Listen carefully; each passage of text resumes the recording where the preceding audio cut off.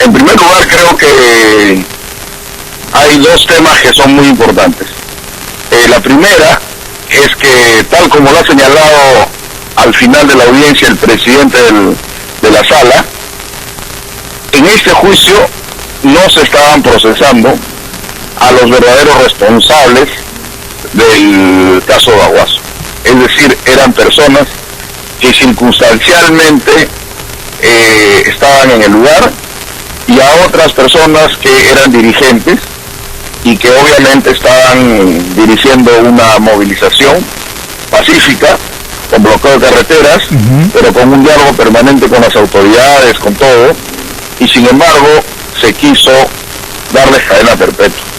Entonces allí no hay una investigación que señale que algunas de estas personas hayan asesinado a los policías, hayan generado daños directos a la propiedad, sino que lamentablemente con una investigación bastante absurda y sin guardar los derechos fundamentales que tenían estas personas durante su detención, se les comprendió en este proceso. Han estado 7 años asistiendo a toda una investigación, y los últimos 2 años y pico asistiendo a un juicio donde obviamente no entendían nada, pero finalmente la sentencia que los absuelve creo que de alguna manera lo reivindica.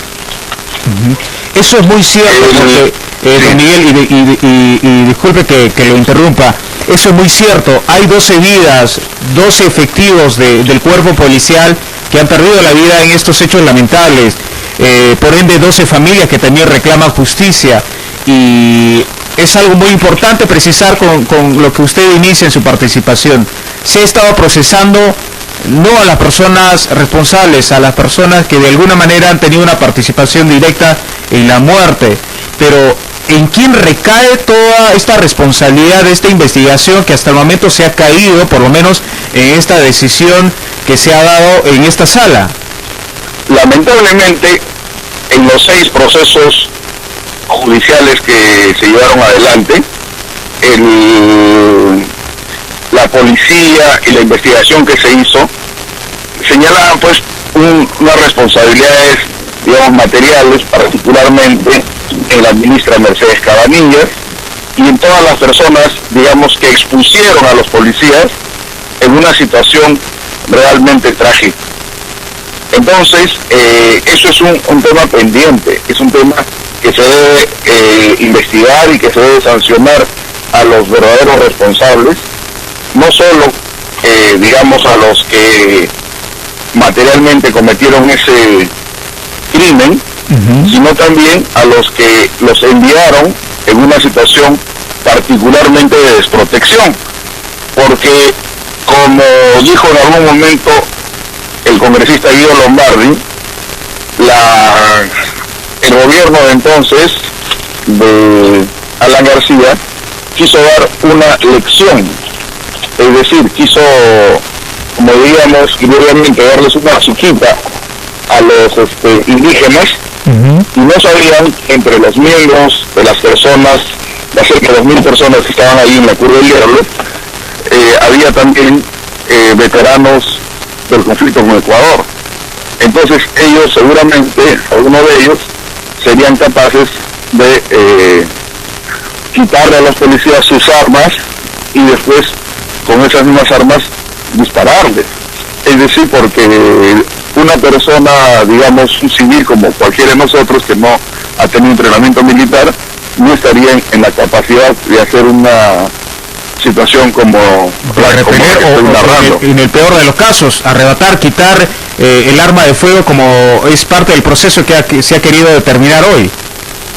Efectivamente, y hoy día no se ha podido probar, porque efectivamente estas personas como digo, han estado circunstancialmente, y en segundo lugar, no había ningún interés de parte de los indígenas de enfrentarse.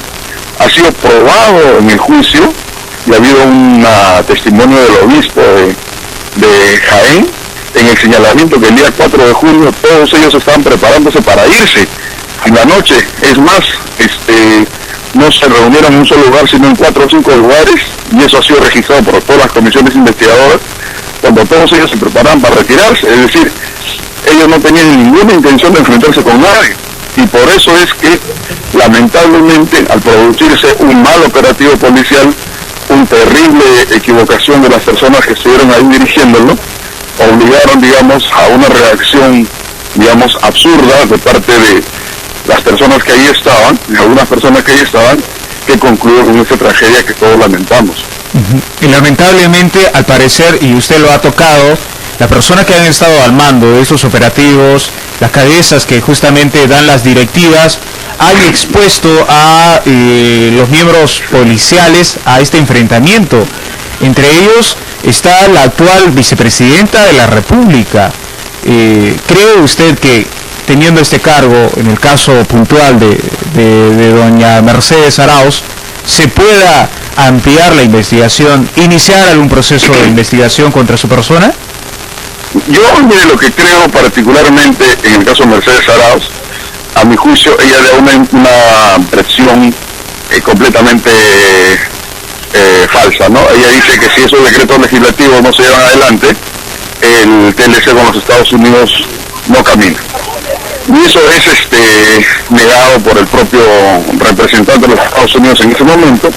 Entonces no había razón para, digamos, seguir con ese tema. Pero el día 12 de junio hubo un Consejo de Ministros donde se dio la orden de desalojo.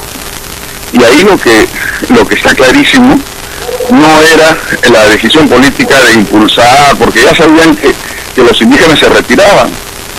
O sea, es decir, ya hasta la movilización entraba en un terreno de debilidad. Entonces, lo que realmente se quiso hacer en ese momento es dar un escarmiento, ¿ves? Es decir, no vuelvan a hacer esto porque les va a caer la mano dura, la mano pesada, ¿no? Y acuérdese usted que el propio Alan García ya los había maltratado con el famoso artículo del perro del hortelano.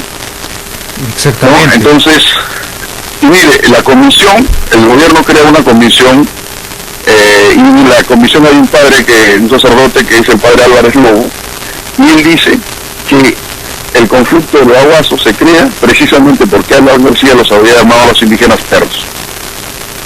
Entonces, obviamente, acá hay un conjunto de responsabilidades que hasta ahora están pendientes de investigación y sanción. Pero en ese momento tenemos que alegrarnos que 52 peruanos y una peruana estén exculpados en una primera instancia y que no sean considerados como motivos expiatorios de un crimen que ellos no cometieron. ¿Qué mensaje se puede percibir de todo esto en la ciudadanía, en los indígenas, en la población entera que hemos estado pendiente de lo que hoy se ha desarrollado con respecto a la vulneración de los derechos de los indígenas? Muchos de ellos estamos casi seguros que no han entendido hasta la fecha todo el proceso que se les ha llevado hasta hoy. Sí, yo lo que creo es que hay una situación muy, ¿cómo puedo decir?, tensa en la Amazonía peruana. Hay una decisión de algunos sectores económicos de ingresar a ese territorio sin respetar los derechos territoriales que tienen ahí las comunidades indígenas.